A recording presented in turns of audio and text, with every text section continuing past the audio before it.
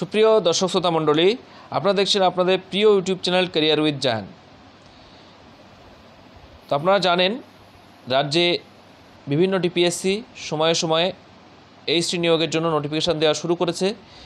তো অন্যান্য ডিপিএসসির মতো আজ আবারও একটি ডিপিএসসি এইচটি নিয়োগের জন্য নতুন নোটিফিকেশান দিয়েছে।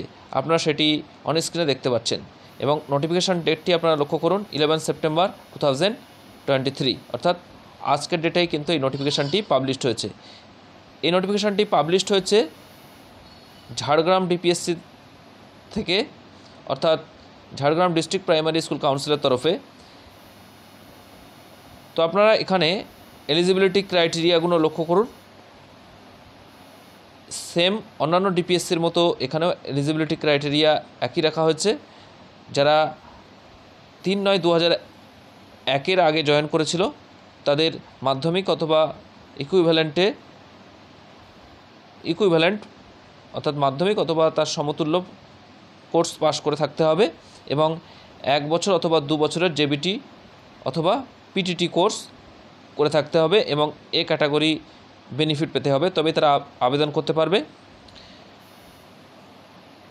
এরপর 2 নম্বর পয়েন্টে লক্ষ্য করুন, যারা 3/9/2001 পরে জয়েন করেছে, অর্থাৎ যে সমস্ত শিক্ষক শিক্ষিকাগণ 3/9/2001 পরবর্তীতে জয়েন করেছেন এবং 31/12/2005 মধ্যে জয়েন করেছেন, তাদেরও কিন্তু মাধ্যমিক পাস করে থাকতে হবে বা মাধ্যমিক সমতুল্য কোর্স পাস করে থাকতে হবে। তার পাশাপাশি 1 বছর অথবা 2 বছরের জেবিটি বা পিটিটি কোর্স কমপ্লিট করে থাকতে হবে এবং এই ক্যাটাগরি বেনিফিট পেতে হবে, তবে তিনি আবেদনের যোগ্য হবেন। এর পরবর্তীতে 31/12/2005 পরে যাদের জয়েনিং, অর্থাৎ যে সমস্ত শিক্ষক শিক্ষিকাগণ 31/12/2005 পরবর্তীতে প্রাইমারি স্কুলে শিক্ষকতা করা শুরু করেছেন, তাদের অবশ্যই এইচএসে 50% মার্কস থাকতে হবে। যদি তিনি রিজার্ভ ক্যাটাগরির হয়ে থাকেন তাহলে তিনি 45% মার্কস পেলে এই পদের জন্য আবেদন করতে পারবেন, কিন্তু সেক্ষেত্রে শর্ত হচ্ছে তাদেরকে 2 বছরের ডিএলএড কোর্স কমপ্লিট করে থাকতে হবে এবং এ ক্যাটাগরি বেনিফিট পেতে হবে। এরপর 4 নম্বর পয়েন্টে আপনারা লক্ষ্য করুন, teacher having DEd special education or equivalent BEd or equivalent or BEd special education, অর্থাৎ যিনি ডিএড স্পেশাল এডুকেশন অথবা বিএড স্পেশাল এডুকেশন অথবা বিএড করেছেন, obtained from recognized institution and completed accordingly 6 months special program in elementary education as per NCTE norms and getting A category scale of pay, তিনিও কিন্তু আবেদন করতে পারবেন। অর্থাৎ যিনি বিএড স্পেশাল এডুকেশন অথবা বিএড অথবা ডিএড স্পেশাল এডুকেশন করেছেন এবং 6 মাসের NCTE রুলস অনুযায়ী 6 মাসের ব্রিজ কোর্স কমপ্লিট করেছেন এবং এই ক্যাটাগরির স্কেল পাচ্ছেন, তিনিও এই পদের জন্য আবেদন করতে পারবেন। 5 নম্বর পয়েন্টে লক্ষ্য করুন, teachers having eligibility as stated above but presently in medical or child care or maternity leave are also eligible to apply, অর্থাৎ উপরের যে শর্তগুলো তার মধ্যে কোনো একটা শর্ত কোনো টিচার কমপ্লিট করে থাকলে তিনি যদি মেডিকেল অথবা চাইল্ড কেয়ার অথবা ম্যাটারনিটি লিভে থাকেন তবুও তিনি আবেদন করতে পারবেন।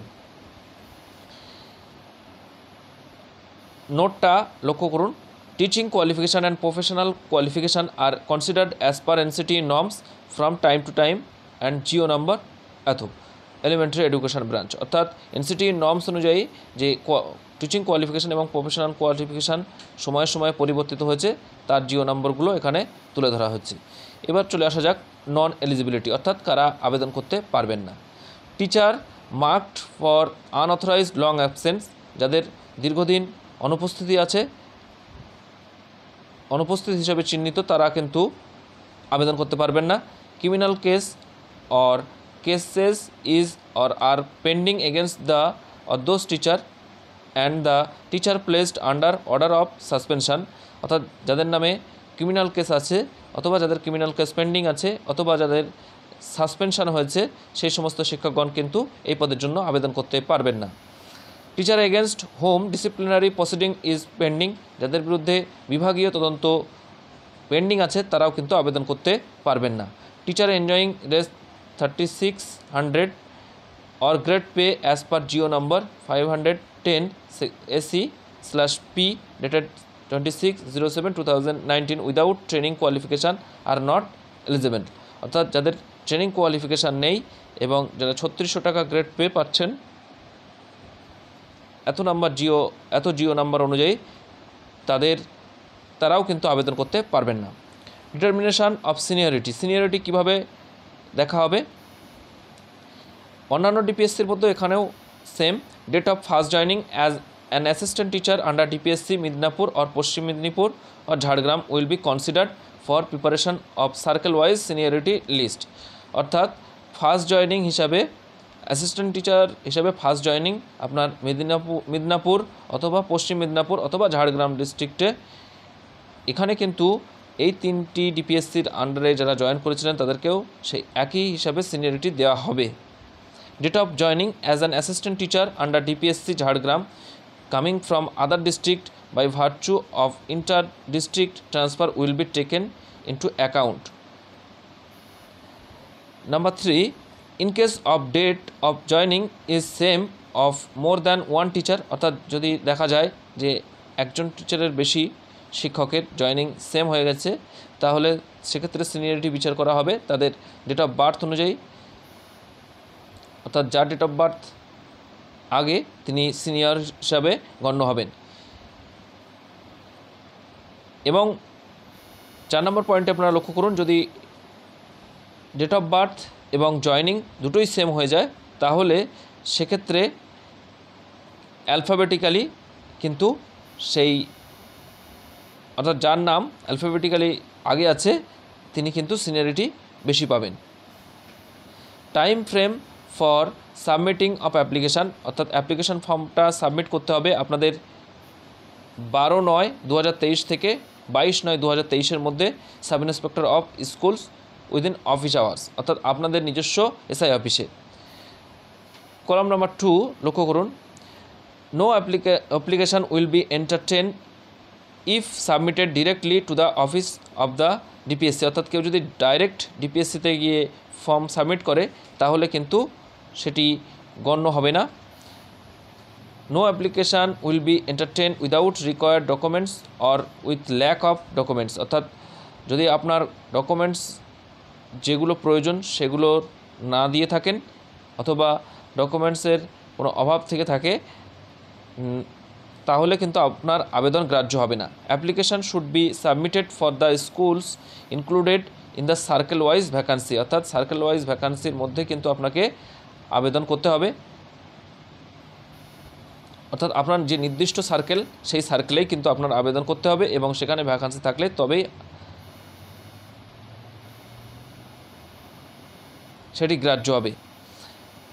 Preparation of the circle wise panel and validity of panel. অর্থাৎ সার্কেল ওয়াইজ প্যানেল হবে এবং ভ্যালিডিটি কতদিন থাকবে সেটি আপনারা লক্ষ্য করুন। Panel will be prepared circle wise and medium wise. প্যানেল কীভাবে তৈরি করা হবে? সার্কেল ওয়াইজ এবং মিডিয়াম ওয়াইজ তৈরি করা হবে।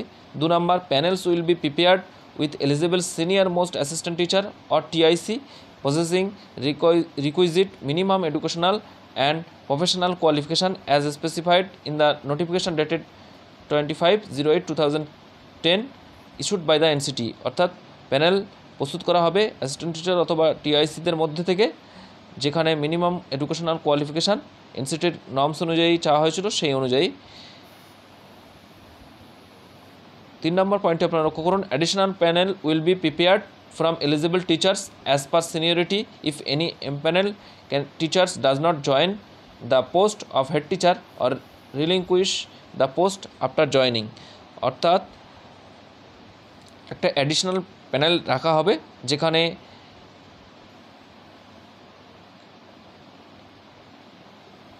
যদি কোনো এমপ্যানেল টিচার জয়েন না করেন অথবা কোনো হেড টিচার যদি সেখান থেকে অব্যাহতি নেন তাহলে কিন্তু ওই প্যানেল থেকে নিয়োগ করা হবে অ্যাডিশনাল প্যানেল থেকে।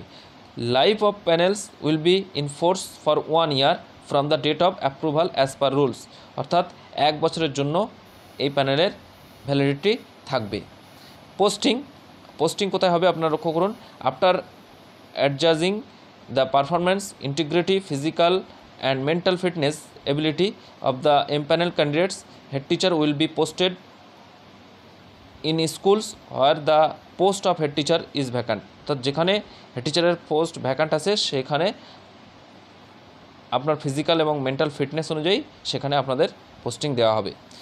Posting of head teacher in schools having poor enrolment, যেখানে পুয়ার এনরোলমেন্ট আছে সেখানে পোস্টিং দেওয়ার ক্ষেত্রে হেড টিচারের পোস্টিং দেওয়ার ক্ষেত্রে ডিপিএসসির সিদ্ধান্তই চূড়ান্ত বলে গণ্য হবে। 3 নম্বর, teacher shall join the post of head teacher positively within a period as specified in the appointment letter, অর্থাৎ যে অ্যাপয়েন্টমেন্ট লেটার দেওয়া হবে সেখানে যে নির্দিষ্ট সময় দেওয়া হবে তার মধ্যে টিচারকে জয়েন করতে হবে। In special circumstances teacher who are in medical or maternity leave, decision of the authorities will stand final. অর্থাৎ যদি কোনো শিক্ষক শিক্ষিকা হেড টিচারের পদে সিলেক্ট হওয়ার পর দেখা যায় তিনি মেডিকেল অথবা ম্যাটার্নিটি লিভে আছেন, তাহলে সেক্ষেত্রে ডিপিএসসি ডিসিশনই ফাইনাল বলে গণ্য হবে। Vacancies, list of circle wise and medium wise vacancies is enclosed, অর্থাৎ সার্কেল ওয়াইজ এবং মিডিয়াম ওয়াইজ ভ্যাকান্সি সেটা এসআই অফিস থেকে ডিপিএসসিতে প্রোভাইড করা হবে। এখানে লক্ষ্য করুন, process of preparation of circle wise seniority list and medium wise vacancy list for posting to the post of head teacher under Jhargram district. তো এখানে সেই একই কথা বলা হয়েছে যেটি আপনাদের সঙ্গে আগেই উল্লেখ করলাম, যে সিনিয়রিটি লিস্ট কীভাবে হবে। অ্যাপ্লিকেশান ফর্মটা provide prescribed application form to all the willing teachers and simultaneously share the application format to teachers, অর্থাৎ এটি আপনাদের এসআই অফিস থেকে দিয়ে দেবে। Teachers having eligibility but unwilling to be appointed as head teacher will submit his or her unwillingness in prescribed format, অর্থাৎ একটা prescribe format দেবে SI office থেকে আপনাদের আনউইলিংনেসের জন্য, সেটি আপনারা সেখান থেকে ফিল আপ করে দেবেন। 22/9/2023 মধ্যে আপনারা যারা অনিচ্ছুক আছেন এই পদে আবেদন করতে, তারা সেখান থেকে কিন্তু আবেদন করতে পারবেন। এরপরে 5 নম্বর পয়েন্ট আপনারা লক্ষ্য করুন, eligible teachers will submit filled in application form support with self attested academic and professional qualification documents, অর্থাৎ সেলফ অ্যাটেস্টেড দিলেই কিন্তু আপনাদের ডকুমেন্টসগুলোর হবে। কপি অফ অ্যাপয়েন্টমেন্ট লেটার, কী কী দিতে হবে, আপনাদের অ্যাপয়েন্টমেন্ট লেটারের কপি দিতে হবে, ফার্স্ট জয়নিং রিপোর্ট, প্রথম জয়নিং রিপোর্ট তার জেরক্সের self attested, joining report coming from other DPSC, অর্থাৎ আপনি যদি অন্য কোনো ডিপিএসসি থেকে এই ডিপিএসসিতে আসেন সেক্ষেত্রে আপনার সেই জয়নিং রিপোর্টটা দিতে হবে। Service confirmation order at office of SI within 22/09/2023 5 PM, অর্থাৎ সার্ভিস কনফার্মেশনের যে অর্ডার সেটাও কিন্তু আপনাদেরকে দিতে হবে। Acknowledgement with date of receipt should be issued, acknowledgement এবং রিসিপ্ট ডেট যেটি আপনাদেরকে সেটি দেওয়া হবে। At the time of receiving application checklist should be followed and application wise individual checklist duly signed by respective SI of schools should be sent to the DPSC Jhargram, অর্থাৎ checklist একটা ডিপিএসসিকে পাঠাতে হবে এসআইদের। Name of the applicant teacher should be assembled medium wise and according to seniority list in excel sheet prescribed format should be prepared and sent to the DPSC Jhargram positively 25/09/2023. Both hard copy and soft copy format for sending seniority list will be sent to SI of school shortly. এটা আর বিশেষ বলার কিছু নেই আপনাদের, এটা হচ্ছে SI office থেকে 25/9/2023 মধ্যে মিডিয়াম ওয়াইজ এবং সিনিয়রিটি ওয়াইজ লিস্টটা পাঠিয়ে দেওয়া হবে ডিপিএসসিতে, সেরকমই নির্দেশিকা আছে এখানে। তো ভিউয়ার্স, এই ছিল আপনাদের এইচটি নিয়োগ সংক্রান্ত একটি গুরুত্বপূর্ণ নোটিফিকেশান নিয়ে আলোচনা, যেটি ঝাড়গ্রাম ডিস্ট্রিক্ট প্রাইমারি স্কুল কাউন্সিলের তরফ থেকে দেওয়া হয়েছে। তো ভিডিওটি ভালো লাগলে অবশ্যই লাইক করবেন, আর চ্যানেলে নতুন হয়ে থাকলে চ্যানেলটিকে সাবস্ক্রাইব করবেন। আর যে সমস্ত শিক্ষক শিক্ষিকাগণ ঝাড়গ্রাম ডিপিএসসির আন্ডারে আছেন, আপনাদের বন্ধু সহকর্মী, তাদেরকে ভিডিওটি শেয়ার করবেন। ভালো থাকবেন, সুস্থ থাকবেন।